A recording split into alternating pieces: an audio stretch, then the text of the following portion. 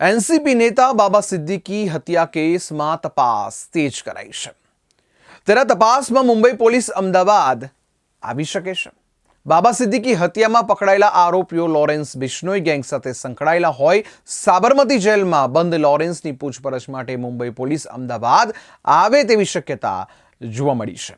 NCP એટલે કે અજીત પવાર જૂથના નેતા અને પૂર્વ મંત્રી બાબા સિદ્દીકીની 12 ઓક્ટોબરની રાત્રે મુંબઈમાં ગોળી મારીને હત્યા કરવામાં આવી હતી।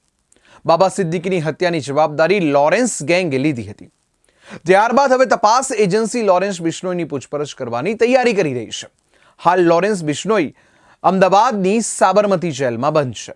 ત્યારે લોરેન્સ બિશ્નોઈની પૂછપરછ કરવા માટે તપાસ એજન્સીઓ અમદાવાદ આવે તેવી શક્યતા દેખાઈ રહી છે।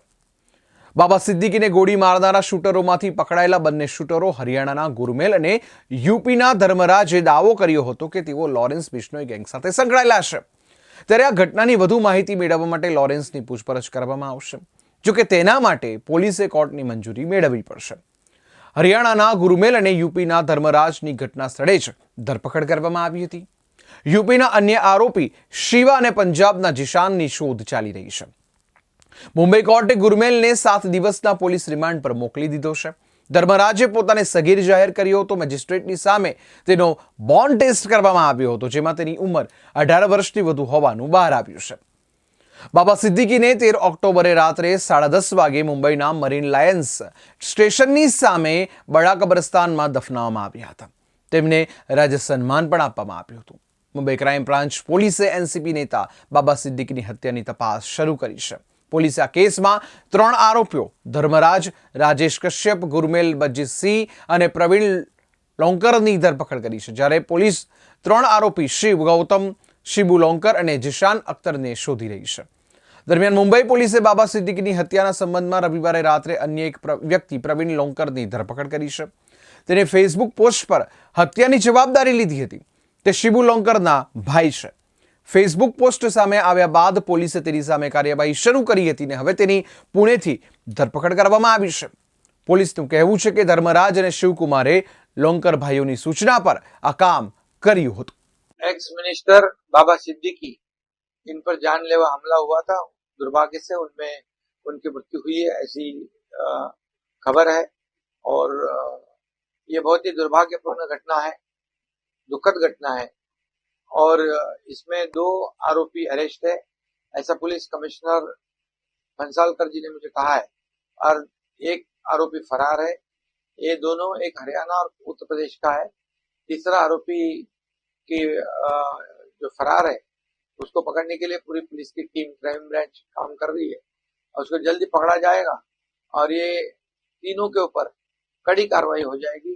कानून व्यवस्था बनाए रखने के लिए सरकार पूरी तरह ऐसे आरोपी, ऐसे गुनहगारी को वहां पर रोक लगाएंगे और ये केस भी जो है फास्ट ट्रैक के में ली जाएगी और जल्द से जल्द इनके ऊपर कार्रवाई होगी। 9 से 9:30 बजे के बीच में एक्स स्टेट मिनिस्टर श्री बाबा सिद्दीकी ये उनके ही बेटे के ऑफिस के बाहर जब आए तो उसी वक्त उन पर गोलीबारी की एक घटना निर्मल नगर पुलिस स्टेशन के एरिया में हुई है।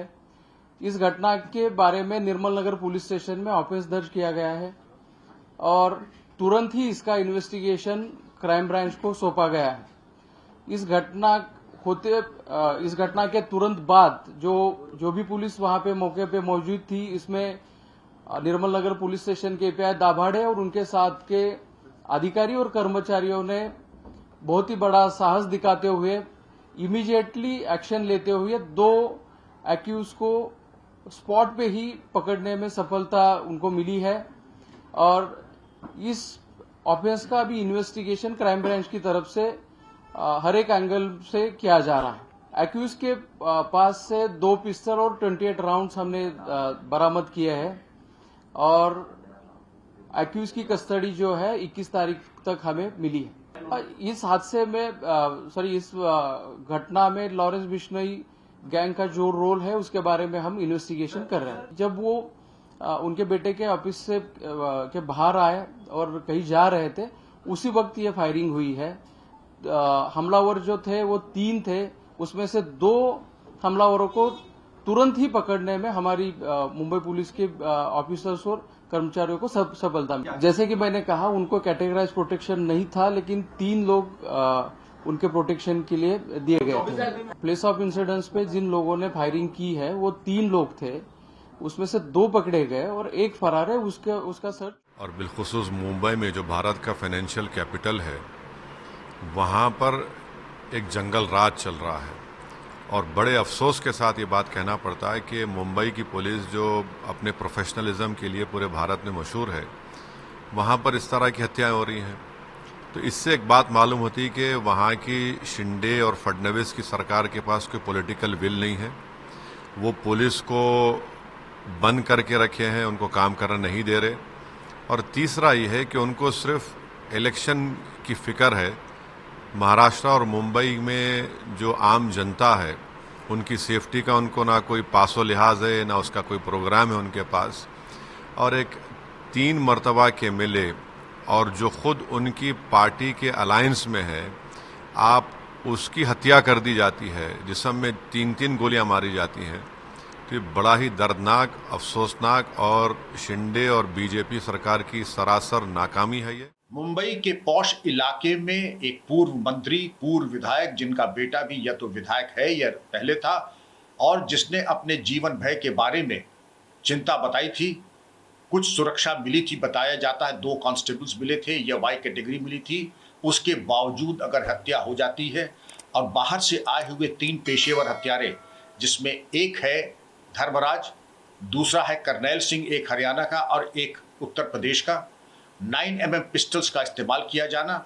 9mm पिस्टल्स या तो चाइना की ओरिजिन की होती हैं या फिर FM ब्राउनिंग की होती हैं।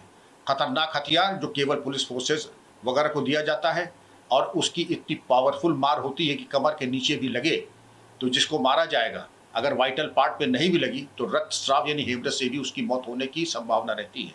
और मुंबई इस तरीके से बताने के बाद अगर हो तो चिंता का विषय तो है ही। और पुलिस को अपनी आंतरिक जो व्यवस्था है, गश्त गाड़ाबंदी और पेट्रोलिंग की, उसको और उच्चीकृत करने की आवश्यकता है। और ये जो बताया जा रहा है कि इसमें लॉरेंस बिश्नोई का हाथ है, और लॉरेंस बिश्नोई के बारे में ये कहा जाता है कि उसके 3 गुर्गे अमेरिका से ऑपरेट कर रहे हैं।